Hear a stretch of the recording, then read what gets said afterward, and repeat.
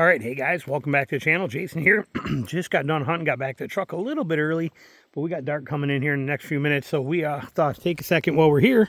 We're going to talk about hunting truck must-have stuff. We just got the Gladiator cleaned up. We're out here hunting, but we washed it a couple days ago, so it's nice and neat and clean. What do we need? What should you have for your hunting truck out here? I will say this as a bonus. These things right here are absolutely insane. These no sight lights, I've done reviews on these on this channel as well as on my truck channel. Watch it, I'll link it at the end of this, but these things are incredible. These have saved me from hitting more deer and hogs than any other thing that you could do. Lifesaver, straight up lifesaver, dirt cheap.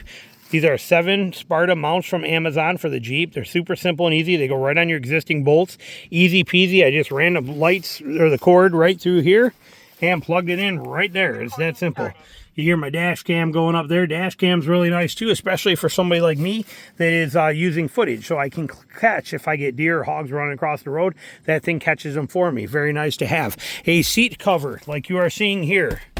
Worth its weight in gold. As you can see, they get beat up. I'm always covered in DEET. I'm covered in sweat. This thing is a lifesaver. You can pull it out and wash it, which I do about once a month, but it is saving and protecting my seats, which are very nice seats, and I do not want them ruined. And this cover is like 79 bucks. I will link it at the end or down below for you, but this thing is worth its weight in gold, 100%. Love the seat cover, definitely worth it. A towel. You will notice back here we have a towel. Again, protecting it for gear. It's where my pack goes all the time. All my gear that's laying there goes here, and that is important. That red towel is garbage. That is actually because I let Foster use one of my, when he was down here at James, I let him use one of my other e-bikes, and we put that on the rack to protect his bow with a bungee cord. I just got to take those out of here. Toilet paper, mandatory. Got to have toilet paper. This is nice because, again, it protects my seats back here. This side right here, on this side, is pretty much my station, and I've done this in videos before, but we got our toilet paper, truck binoculars. I have my Wiggy waders, my scent killer soap, which I also use for washing my hands after I apply DEET to my hands. Roll of duct tape you always got to have, but that also holds my bug sprays for me. Permethrin, which I mix myself. This is what I put my old thermosol pads and bottles in, so they're not just laying around in an orange shirt, because on the base I need it. So that's basically it. And then we got a old cheese and cracker container right here. This is mandatory. Got to have those, but that should go in this pocket right there like that. But this is stuff you're looking for. Now, you're also going to need to have with you, you are going to need recovery gear. There's no way around it, okay? Make sure you have the stuff that you need recovery-wise, okay? So that you can pull yourself out as well as somebody else pulling you out. Have methods to be able to get out. You are going to get stuck. I don't care what you have. Even this Gladiator on 35s, this beast of a truck with front and rear lockers, it has been stuck now 4 times that I've required to use my winch to get me out of there. 4 different times, okay? I'm not saying you got to carry a winch, but I'm saying make sure you have the recovery gear that you need to be able to get out. That I'm not opening the other side over there too easy, but a compressor there. You can see the shovel, more recovery strap. Okay, I got a lot of recovery gear in here. You're gonna need recovery gear. You're gonna know how to want to know how to use it. Now, again, I'm not saying you need to get all out and crazy like a winch or anything like that. I do carry one, but I'm also hunting some super crazy nasty stuff to get to it, and that winch has been a lifesaver for me. So, but you want to make sure you got that stuff there. Spare socks, spare t-shirts, spare stuff like that is worth having. Spare clothes with you. Coming around on the backside, also good tires. Okay, you don't need a mud tire. I'm not running a mud terrain, but a good quality all-terrain tire. These are Wild Peak AT4s. These are going to be a game changer for you. If you're running street tires, okay, stock street tires, you are missing out. Okay, this is the #1 thing you can do to a hunting truck. And again, these tires will last longer than your street tires, and they're not any louder. Okay, Wild Peak AT4, when I had the AT3Ws, they would run 80,000 miles. Okay, the tread's super deep. It's very aggressive. It does a great job, yet it's tight packed in the center, so it rides quiet on the road, and it's got the offset lug pattern on there, so it's going to really bite well when you get into the mud and crap. It does a great job. It's a perfect bridge tire from getting into a hybrid or getting into an actual mud terrain. It's going to wear out quicker. These things are gold, but I don't care who makes it. Put a good quality all-terrain tire or a mud terrain on your truck will make a magical difference. The tire is everything. The taller the tire, the better too. I'm not talking about width. These are a 35-11-50, not a 35-12-50 that looks like the roller skate tire that everybody runs. Now, I'm not knocking those, but a 35-11-50 means I don't have the extra weight. I don't have the extra force and strain on my machine. I don't have to deal with all that kind of stuff, yet I get the height. When you have the height, there are times that I'll bet, and 2 of those times that I had to winch out, I'll bet if all I did was air down my tires and expand that footprint, right here would go like that, I probably could have rolled myself out of them. Okay, just by lowering the pressure and expanding that. But it was actually quicker for me to pull my winch out and winch myself out than it would be to lower the tire pressure in my 4 tires and then re-air them up with my compressor. So I chose to use a winch because I had it. If I didn't have the winch, lowering those down from 40 psi where I run them down to about 15 psi would spread that tire contact patch would spread out. It would make a huge difference. So tires are mandatory. They're very, very important that you have them. A bed mat. I do love a bed mat. I don't care if you got a bed liner in it or not, but a bed mat is absolutely worth its weight in gold. Why? Because it's easy on your knees and your gear does not move. I can drive and this sled will not move. Nothing in here. That cooler will never move. Nothing moves in the bed of my truck because of this rubber mat. It's a little dusty right now, but that rubber mat means that nothing moves anywhere. Now in here we have my ice cold cooler running. Look at that, 28 degrees. The other little one I don't have turned on. It's at 68, but we're at 28 degrees inside of that beautiful thing right now with drinks in there.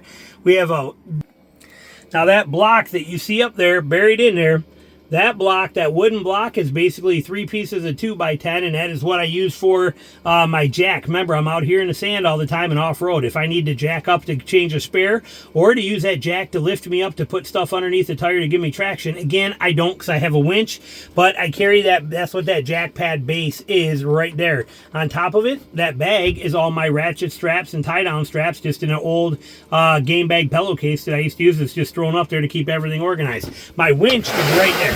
That is my X-Bull 13,500 pound, 13,500 pound on a hitch cradle. And then the bag on top is all my connections and everything I need for that. I can take that thing. If I get stuck bad, I open the tonneau cover, I grab that thing and unhook it. It's strapped down. I unhook it and I bring it here and I plug it in right here in my receiver. And now I can then take the cables, throw the cables in here, drape them over my passenger mirror and hook them right to my battery. And I now have a winch and I can pull myself out. And it is a beautiful, beautiful thing. And what's nice about it being here in the bed, it stays out of the elements and stays tucked up out of there until I need it. It's not getting UV damaged. It's not getting mud and rain and beat up. It just sits there perfect, waiting for me for when I need it. And then a jet sled is priceless for everybody. Anytime, keeps all my crap together, gear in there, just a handy thing to have. I throw my boots in it. There's just no reason to not have a jet sled in your truck to keep things nice, simple, and easy. And this here is actually pretty valuable. I love this. I will take this one off when I get my next Gladiator. It'll go on it. But this here, I don't know if Hook Road makes it anymore. That's the brand, but I got it on Amazon. But it is basically a tailgate cutting board.